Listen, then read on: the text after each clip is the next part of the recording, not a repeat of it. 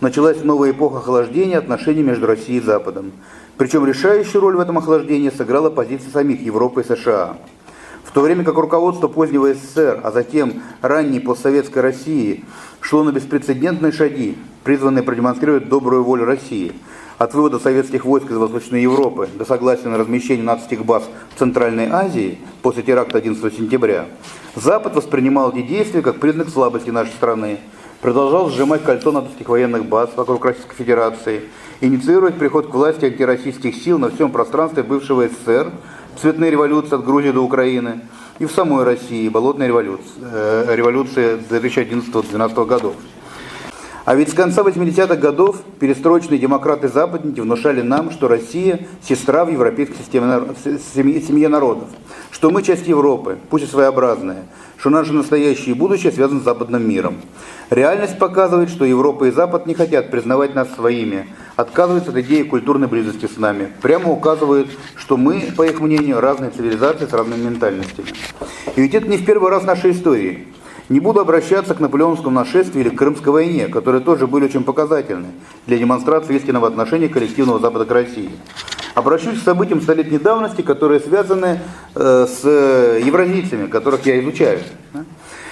Когда в России в 18 году разразилась гражданская война, так называемые белые, которые были сторонниками прозападных и проевропейских идеологий, остались верны союзническому долгу, продолжали войну против Германии, собственно, протест против мира с Германией, который заключили большевики, и вызвал к жизни белое движение. И что же? Своими действиями Антанта продемонстрировала, что она готова была поддержать белых лишь в той мере, в которой затягивает конфликт в России и ослабляет страну. А Черчилль откровенно тогда заявлял, что белые борются за английские интересы. А затем, после окончания мировой войны, представители белых правительств не были даже приглашены на мирную Парижскую конференцию, и белые правительства так и не были признаны Западом. Оказавшись в 20 году в эмиграции, белые русские интеллектуалы испытали жестокое разочарование в Западе. Некоторые из них пришли к выводу, что пора пересмотреть западническую версию русской истории, понять, что русские, не говоря уже о других народах России, никакие не европейцы, а представители самобытной, оригинальной евразийской цивилизации. Цивилизация эта испытала влияние Европы, но частью Европы не является. Кроме европейского, она испытала другие, азиатские влияния. Среди ее предшественниц не только Византия и Киевская Русь, но и Золотая Орда. Думаю, слушатели уже поняли, что я имею в виду русских мыслителей, которые назвали себя евразийцами. Так, пожалуйста. Это была группа русских ученых-эмигрантов, которая выступила в 1921 году со сборником «Исход к Востоку». Он вышел в свет в столице Болгарии Софии. Лидерами евразийства были географ и экономист Петр Николаевич Савицкий и лингвист Николай Сергеевич Трубецкой, князь Трубецкой, представитель знаменитого рода. Его отец и дядя были известными очень философами. Впоследствии к евразийцам примкнули другие ученые-гуманитарии, в частности историк Георгий Владимирович Вернадский, внесший большой вклад в изучение кочевой культуры Евразии, Монгольской империи, Золотой Орды. Они создали концепцию евразийской цивилизации, евразийской истории, которая позволила по-новому взглянуть на Золотую Орду, на отношения Монгольской империи и России и подорвать основы черного мифа об Орде, созданного проевропейскими историками XIX века. Ну, естественно, полный обзор евразийской концепции требует очень большого доклада, поэтому я постараюсь очень кратко все это изложить. Уже в первой статье, в первом сборнике, статья называлась «Поворот к Востоку», Петр Савицкий вводит понятие «культурно-географический мир». Соглашаясь с Трубецким, который в книге «Европа и человечество» подверг критике само существование единой человеческой культуры, Савицкий разделяет всю территорию Земли и таким образом человечество на культурно-географические миры. Впоследствии он стал называть их месторазитиями. Под таковым Савицкий понимал социально-географическую среду и ее территорию, слитые в единое целое. Одним из таких миров или месторазвитий и является Евразия, именно в евразийском смысле, а не в том смысле, который придал этому термину Александр Гумбольдт. По границам она примерно совпадает с территориями Российской империи, но без Финляндии, Польши и Прибалтики, однако с Монголией. Савицкий описал границы этого мира, особенно подробно обрисовал он границу между ним и месторазвитием Европы. Она примерно совпадает с отрицательной изотермой января, то есть линией реки Неман, Западный Буж, устья Дуная. Наиболее характерной чертой мира Евразия Савицкий считал его флагоподобное строение, суть которого в том, что здесь с севера на юг, как горизонтальный полос на флаге, чередуются зоны тундра, леса, степи и пустыни. Исторически сложилось так, что наиболее населены лес и степь, причем лес славянами, а степь туранскими народами. Взаимодействие между лесом и степью, согласно еврейской концепции, главный нерв истории Евразии. Савицкий говорил, кто владеет степью, тот владеет всей Евразией. Савицкий подчеркивал, что природа евразийского мира минимально благоприятна для разного рода сепаратизмов. Даже грубо материалистические, экономические интересы, не говоря уже о цивилизационно-культурном притяжении, понуждают народы леса сотрудничать с народами степи. Хотя в их отношениях были, разумеется, разные периоды и были конфликты. В результате периода политического распада, когда вместо развития существует множество государств, сменяются периодами единства, когда возникает большая евразийская держава или даже региональная сверхдержава. Здесь у Савицкого начинает звучать тема преемственности России, Московии, Российской империи, СССР с евразийскими державами Средневековья и древности, начиная со Скифской и Гунской. Среди них Савицкий и евразийцы особо выделяли Золотую Орду, Жучиев Улус, который Савицкий даже называл Кипчакско-Русским Улусом. Евразийцы, в отличие от Гумилева, не отрицали, что на первом этапе, когда шло завоевание русских княжеств монголами, Русь понесла большие потери. Были разрушены города, погибли люди, множество людей было угнано в плен. В то же время евразийцы были далеки от того, чтобы изображать монгол дикарями, а 2 столетия пребывания Руси в составе Орды как исключительно трагический эпизод, не принесший России ничего полезного, как это делали прозападные историки. Это было связано с переоценкой евразийцами ордынской государственности и культуры. Еще в книге «Европа и человечество» Трубецкой подверг аргументированной критике линейную теорию культурного прогресса, согласно которой существуют низкоразвитые цивилизации и высокоразвитые. Он правильно указывал на то, что даже культуры, считающиеся примитивными, могут иметь сложные системы мифов, социальные институты, и что вообще трудно найти такое мерило, которое позволило бы ранжировать культуры. Развивая эти идеи, Савицкий отказывается признавать оседлые культуры более развитыми, чем кочевые, как это было принято у европоцентристов. Савицкий писал: кочевой быт представляет собой не стадию, а место развития. Приручение коня по Савицкому ничуть не меньше культурного достижения, чем изобретение земледелия. Кочевой быт несет в себе множество преимуществ, особенно связанных с военным делом. В частности, Савицкий и другие евразийцы отмечали воинскую доблесть ордынцев. Ни одна историческая среда не может дать такого подбора образцов военной годности и доблести, который дает кочевой мир, писал Савицкий. Трубецкой в работе на свете Чингисхана подчеркивал, что Чингисхан создал идеократическое государство, где в элиту попадали не благодаря происхождению и знатности, а благодаря верности правящей идеи, имеющей религиозную природу. И впоследствии, по его мнению, на тех же началах строились и Московское царство, и Российская империя, и СССР. Сотрудничавший с евразийцами калмыцкий публицист, эмигрант Ранжен Харадаван в своей книге о Чингисхане собрал и описал многочисленные достижения монгол и ордынцев, многие из которых были потом переняты русскими. От воинских приемов вроде монгольской лавы, да, это она полностью совпадает с казахской лавой знаменитой, до практик администрирования, системы налогов и почты.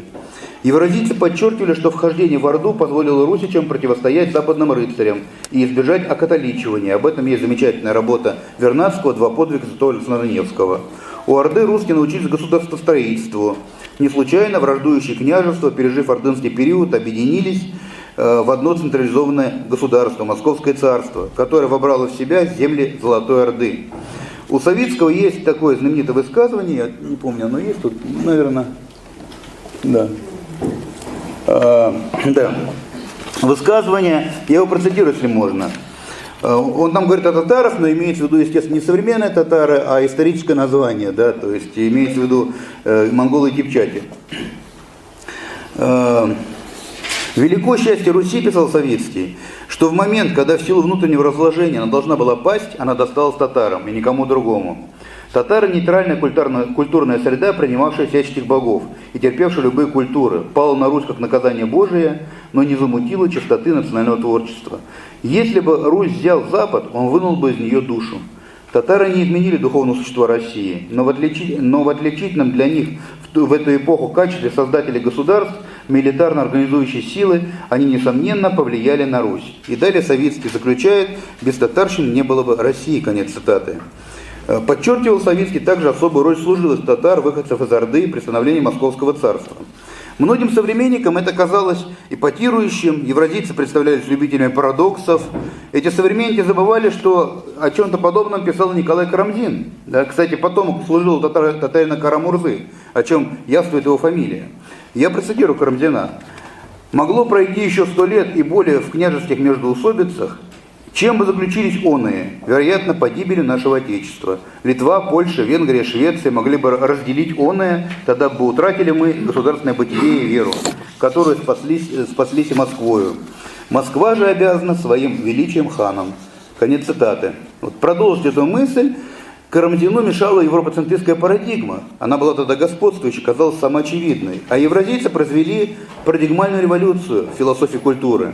Она позволила по-другому взглянуть на цивилизационную идентичность России, на отношения России и Запада, России и Востока. Они сумели показать, что Россия была и остается наследницей, геополитической наследницей Орды. Ну, как культурно и религиозно Россия, конечно, наследница Византии, да, но геополитически наследница Орды. Вот. И об этом писал Гвернадский в своих книгах «Начертание русской истории», «Монголы и Русь», и даже в учебнике «История России» History of Russia, который он в Еле выпустил, уже в Америке, когда работал. И, собственно, это способствовало инфильтрации евразийских идей в академическую историю, сначала на Западе, а потом в России. Современная историческая наука давно уже взяла на вооружение достижения евразийской мысли. Так, извините. Да. Да.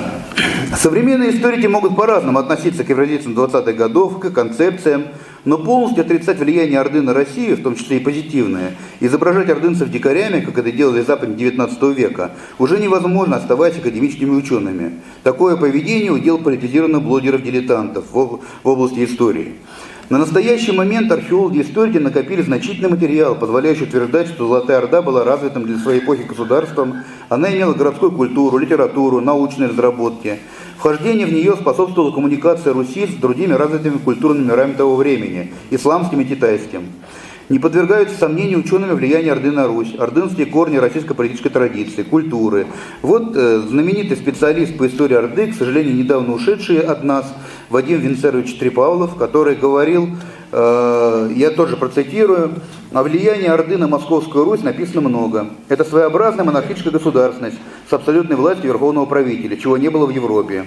Если до монгольского нашествия во всех крупных русских городах существовали вечевые собрания, выборные должности, то при ордынском владычестве русские элиты строились в номенклатуру монгольской империи, сверху донизу пронизанную ярлычной инвеститурой. Так постепенно закладывались основы русского самодержавия.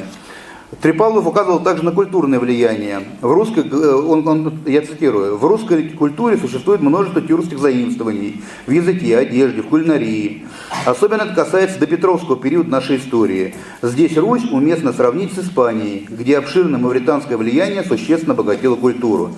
И Трипавлов заключает, такой многоплеменной космос, как Россия, мог сохраниться и выжить, а не распасться наподобие лоскутных государств вроде Австро-Венгрии или Югославии, только благодаря тому, что в процессе своего становления и развития она активно использовала приемы, унаследованные в том числе с эпохи Золотой Орды. Конец цитаты. А другой современный российский историк Игорь Данилевский недавно заявил, что российская история должна включать в себя не только историю Руси, но и историю Золотой Орды. Думаю, с этим невозможно не согласиться. Это ведь касается не только русского народа. Евразийцев, как людей русских, по понятным причинам больше интересовали влияние Орды на русскую культуру и политику. Однако Россия государство многонациональное, что отражено в ее конституции. Наряду с русскими в России живут тюркские народы, чья связь с Ордой еще теснее. Их родные языки – потомки кипчакского языка, который был ордынским лингва франка. Их история связана с государствами, возникшими после распада Орды. Для российских тюрков Орда – такой же корень их национальной культуры, как для русских Древняя Русь. Объективное научное изучение культуры и цивилизации Золотой Орды, окончательное освобождение от европоцентристских черных мифов и стереотипов – необходимые условия самопознания и русских, и других народов России, осознание нашей цивилизационной идентичности, без чего невозможно наше дальнейшее развитие и поиск достойного места в мире. Спасибо за внимание. У аудитории есть какие-то комментарии, вопросы к докладу Дэна Игнатовича? Уважаемый, вас поздравить с выходом в свет важной публикации по евразийству. дорогие коллеги. Замечательно. Недавно у меня вышла антология по европейцу, «Хроника Калининград». Вот. Мы видели в было интернете. бы, Видим вас. Ваше мнение. Спасибо. Новых удач. Спасибо. Вам Бог.